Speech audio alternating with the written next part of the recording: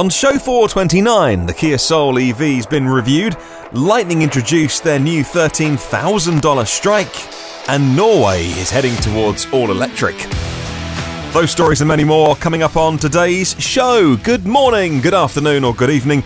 In fact, wherever you are in the world, welcome to EV News Daily, your Friday 29th of March edition. My name is Martyn Lee. It's an honour to have you listening. Thank you for tuning in. What I do every day is go through every EV story that I can find. Trust me, there's plenty. Then I try and whittle it down to the ones I think you need to know about. It's all about saving you time. Hello to two new patrons of the show. Hello to Cliff. Cliff Bates has signed up. And a new producer of EV News Daily, producer Jeff. That is Jeff Gates. Thank you very much, and as always, thank you to myev.com, our original supporters, for helping make this show. In the USA, you can buy and sell EVs only through myev.com. So kicking off with the reviews of the Kia Soul EV, a style-wise car that not everybody will be on board with, but packed full of technology from Kia as well, so it's going to be a good price. And it looks like an embargo has been lifted because at the same time, a ton of websites all published their own reviews of the Kia Soul EV. We will start with CNET that says, as for the all-important driving range, the Soul EV, or rather the e-Soul, depending on which one you want to call it, is competitive. The EPA range is 243 miles. That beats the Bolt's at 238. The Kia Niro EV, or e-Niro, I think it's called Niro EV in the US. That is 239 compared to the Soul's 243. The Leaf Plus, the Nissan Leaf Plus with the 60 kilowatt hour battery, that's an EPA range of 226 compared to the Soul's 243. So starting to get a bit meaningful difference in there. Only the Hyundai Kona Electric can go further, and actually quite a bit further, EPA-rated 258 compared to the Soul's 243. Paddles, flappy paddles on the back of the steering wheel activate the different levels of regen, and the Soul won't regen right down to a full stop like some EVs will. If you press auto hold on the centre console, you can let go of the brake when you're stationary though. Autocar were impressed by the tech. Autocar say that the adaptive cruise control and the lane following assist afford a useful amount of autonomy in heavy traffic. There's an extensive suite of electronic safety systems, head-up display, various features to maximise the battery pack. That includes heating and cooling, liquid heating and cooling, proper thermal management, active thermal management of the 64 kilowatt hour battery, or as Autocar say, the 64 kilowatt battery. Even the pros get confused with kilowatts and kilowatt hours. A button enables you to control the driver's side of the cabin only. The heat pump recovers waste heat from the coolant. Driving modes include Eco and Eco Plus, and they do help with your range. Now, if you want one, you're going to be waiting. Orders for the e-Niro already go into 2020. The Hyundai Kona EV here in the UK is off sale. That's gone back to a waiting list, such as the delay. The Soul EV/e-Soul does not go on sale until later this year. By that time, Kia plans to increase production of their EV powertrains. Steve Fowler, meanwhile, is someone who I follow on Twitter. Always worth following, by the way. Just Google Steve Fowler. He is at Auto Express. They're big fans of the Soul EV's bigger brother, the e-Niro. So it stands to reason, he says, that we love the similarly powered electric Soul. They seems to have more a youthful spirit about the styling and more character, in keeping with the car's smaller size and funkier design. Kia hopes it'll be cheaper than the e-Niro as well. Now, a lot can happen between now and when the e-Soul/Soul EV is arriving at the end of the year. Kia would like it if the first cars could come under £30,000, bearing in mind that we also get a £3,500 discount. So 33 grand list price, bring it under 30 realistic, that would be fantastic. Here in the UK, do your own conversion. And if you've wondered what the confusion's about, I am as well. I thought the car was called the e-Soul. Careful how you say that, by the way. E-Soul. Helps if I put a gap in between the two. And yet many still call it the Soul EV in their written reviews, which were done, by the way, in Korea. And many of the publications these days in a world of transparency, which is kind of interesting, I think. I've seen more than once today new auto publications saying we were flown at their expense to South Korea to do this review. So it's interesting, isn't it? I used to read car reviews and things and wonder, oh, who's paying for this? And now more and more content producers, magazines, websites are being open and saying they paid for us to get on a plane, they paid for the hotel, they paid for transport, and often they justify it by saying it's easier to move a journalist to a car than a car to a journalist. But I think that it's nice to see, by the way. After 2 months of teasing, let's talk two wheels. Lightning Motorcycles has finally lifted the veil on the all-new Strike. Their Strike is a long-range, low-priced model, says Sabrina at rideapart.com. Lightning announced the model's going to be available with 3 battery options. So, what are you going to go for if you want an electric bike? You can go entry-level, called the Strike Standard. For that, you're going to get a 10 kilowatt-hour battery, bearing in mind a nice lightweight bike. A 10 kilowatt-hour battery, in many ways, is sufficient. Estimated range of 70 miles highway, 100 miles in the city, and a price point of under $13,000. Then you can go for the Strike mid-range. Now that has a 15 kilowatt hour battery, so 105 highway miles, 150 city miles.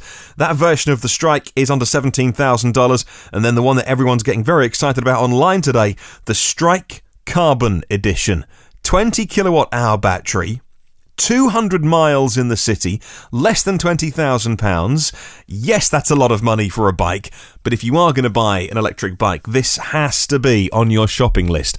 If you're at any of those 3 different price points, especially the under $13,000 Lightning, they've been teasing it for a couple of months. It's very affordable than a number of other electric motorcycles on the market or coming to the market as well. And Lightning's expected to roll out the first Strikes this summer, July 2019, for the US market, starting with the top of the line range. Other markets, international markets, TBC, expansion will be announced on. Alright, let's move on. Let's go to a country that is inspiration for all of us, and that's Norway, where the number of sales in terms of cars sold isn't biggest in terms of how many, but the percentage, the proportion is crazy big for EV. According to the latest registration data as of the end of yesterday, March the 28th, the all-new electric car registrations data in Norway says they are now over 10,000 plug-in cars for the month. That does include a small number of imported, used battery electric vehicles that have been imported into Norway.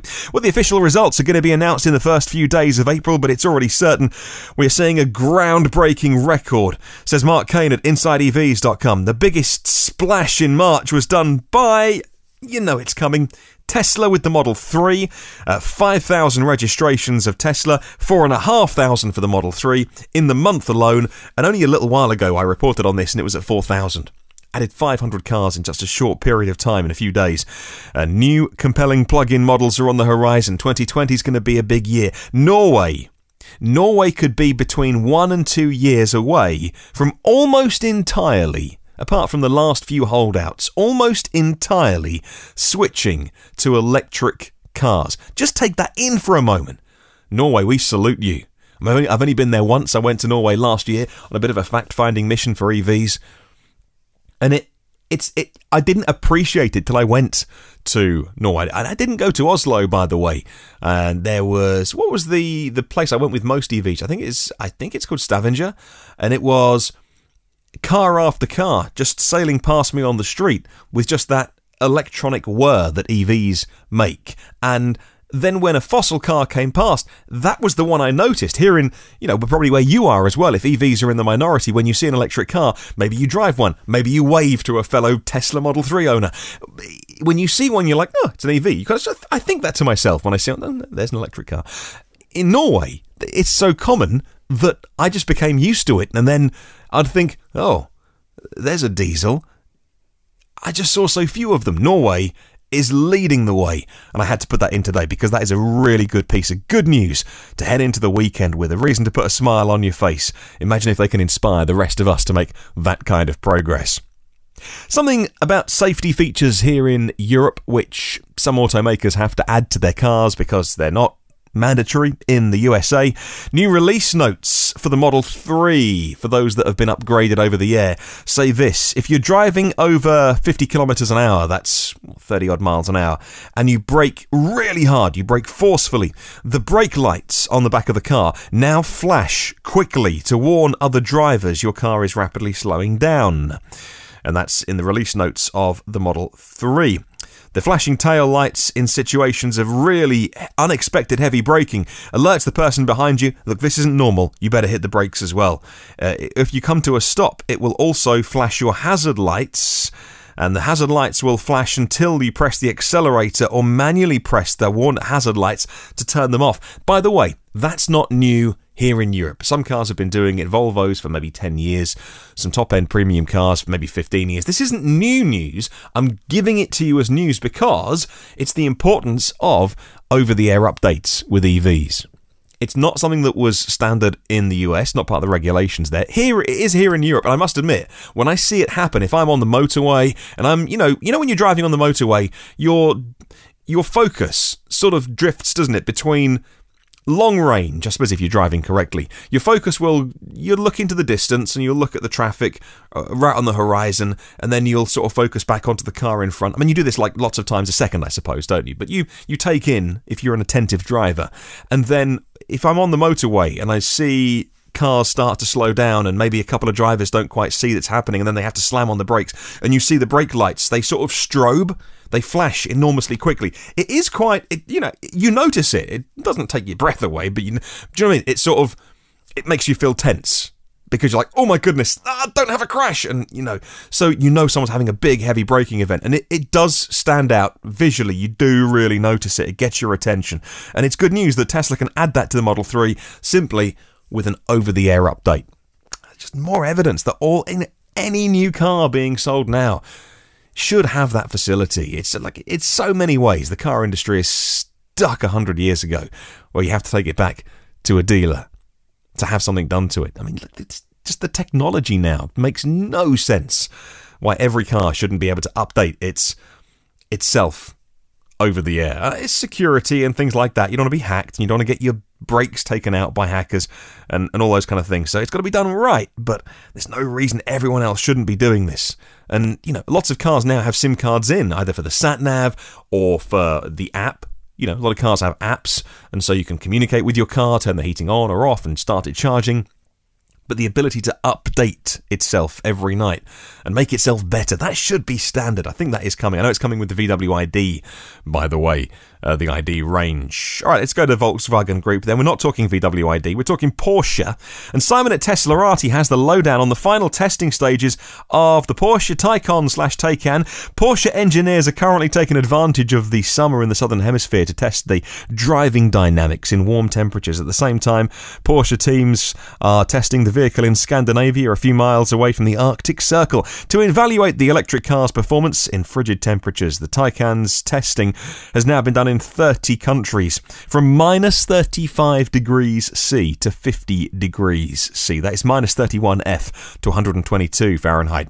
Well, Porsche plans to sell the Taycan at 20,000 units a year, but a positive reception from reservation holders means they're going to up that and increase the production rate. It's a very capable car, by the way. 0 to 60, 3.5 seconds, and a range of over 300 miles on one charge. But what's more impressive is the 800-volt battery and the 350 kilowatt charge speeds. 60 miles added in 4 minutes. And that is very impressive. The significant facts from the testing include 6 million kilometres tested now, 2 million have been endurance kilometres. They tested it in the US, China, the United Arab Emirates, that's easy for me to say, Finland, the humidity from 20 to 100%, the altitude from 85 metres below to 3,000 metres above sea level, and over 100,000 charge cycles using various charging technologies, including their ultra-fast charging, to ensure that the battery is resilient and lasts a good long while. Currently 1,000 test drivers doing that. You know that Porsche can't bring a car to market and have any rough edges. It's not like, I hate to bring everything back to Tesla and electric cars, but they're a startup. They put things in beta. They say, they sell their cars initially to the staff. They say to people, yeah, you can have one now, but it's not finished. If you remember a year and a bit ago, maybe it was a year ago, when the Tesla Model 3 was first released, you couldn't pick up FM radio in it. I mean, the car moved forwards and backwards and the indicators worked, but it was so unfinished But that's just the difference in the companies. They released it and were like, okay, it's not done, but we're selling it. Yeah, there was a thing with autopilot as well where you couldn't change the follow distance, like the scroll wheels on the steering wheel just didn't work. And they've just managed to update it and update it and update it. Whereas a company like Porsche, with all its heritage, it can't behave like that. So that's why they have 1,000 test drivers doing this. Oh man, I'd love to be one of those. Let's talk about another big company that has to make EVs at some point. But when they do it? Well, that's a big question. We're talking Ford, and Bradley at InsideEVs.com has been talking to Ford's Ted Canis. Now, Canis confirmed that Ford's crossover EV is going to be coming. The crossover Ford is going to have 300 miles of range on the EPA tests, so that is realistic, but he declined to comment on target numbers for other things, horsepower, acceleration, etc. Well, Canis said that the most interest from consumers in the EV world is definitely performance vehicles, and when asked how Ford is striking the balance between power and range, he replied, "We won't sacrifice either. The company will continue to include hybrid, plug-in hybrid, pure EV in its portfolio, and for regions and specific customers not wanting to go cold turkey on combustion," is how he put it. Hybrids with and without a plug will definitely be on their menu to serve everyone's needs. Yeah, talks continue with Volkswagen as well, with Ford and sharing EV platforms, or rather Ford using VW's ID platform, the MEB platform, so they can fill in the gaps around the world, they say, looking at efficiencies to get more scale. Canis mentioned the impact of local incentives on EV adoption. Yeah, couldn't agree more with that final point as well. And local incentives are so important, tailored to the market, so whether it's a carrot or stick approach, local authorities and governments need to do it in the way that works. There's not one size fits all. I would take him up on his point though when he says, what are they going to do? Go for range or performance? And he says, we'll do both. Well, good luck with that. I mean, no, good luck with it. I need to sound more sincere sometimes. Let's finish off with Nissan, and there'll be a few relieved people sleeping well tonight inside Nissan after months, years of trying to get a deal through. They've done the deal. Nissan's completed its sale of its electric battery company and the production facilities. They've been sold to a company called Envision, a world-leading digital energy company. Under the deal, Envision has now completely acquired Nissan's subsidiary AESC, Automotive Energy Supply Corporation. So the batteries that have been made in Nissan Leafs over the years have been made by AESC, and that is indeed a subsidiary of Nissan. They've been using their own batteries in their own cars, but now it's owned by Envision. The battery manufacturing is in Tennessee, owned by Nissan North America, Sunderland in England, and they have been sold as well. Envision's acquired Nissan's Japanese battery development and production facilities in Opama, I think that is, and at Sugi and Zama. The workforce at all the facilities have been covered in the deal, so no one's losing their jobs as far as this press statement goes. The headquarters and development centres will remain in Japan until that deal has finally gone through. That was meant to have gone through a long while ago, though, and the deal fell through. Then they had to start all over again. Nissan will be relieved to have offloaded a battery business they haven't wanted for a very, very long time. Okay, let's move on to our question of the week. You've got a couple of days to get this in. I'll read out your answer on Sunday. Thanks to myev.com for setting our question of the week. So, if EVs are going to cost more than ICE cars, at least in the short term, how much more of a premium are you willing to pay, if any? Email me your answer. My email address is hello@evnewsdaily.com. Leave a comment, Facebook, YouTube, myev.com. Time for the endy bit. Thank you very much to 211 patrons of the podcast. Thank you for your generosity. You keep me going. There are now 428 previous episodes online for free. And if you hit subscribe on your podcast app, maybe on YouTube, hit subscribe, and you get them first and free, and automatically the new shows will just arrive. Boom! Without you having to do anything. I love that. If you can leave a little review anytime, that'd be amazing. They go down, it really helps out with kind of whether this is recommended on the kind of algorithm side of things. And if you want to catch me on my socials, search EV News Daily. Now, tomorrow is another Saturday special interview, or should I say interviews, 3 for the price of 1. We're talking a new charging cable that knows when it's cheapest and greenest to charge your car, and any home can now be made into a smart home. I'll give you all the details tomorrow. So that's a Saturday special, good to have. It's the first one we've done in a couple of weeks, actually. I'm looking forward to that tomorrow. In the meantime, do have a wonderful day. I'll catch you then, and remember, there is no such thing as a self-charging hybrid.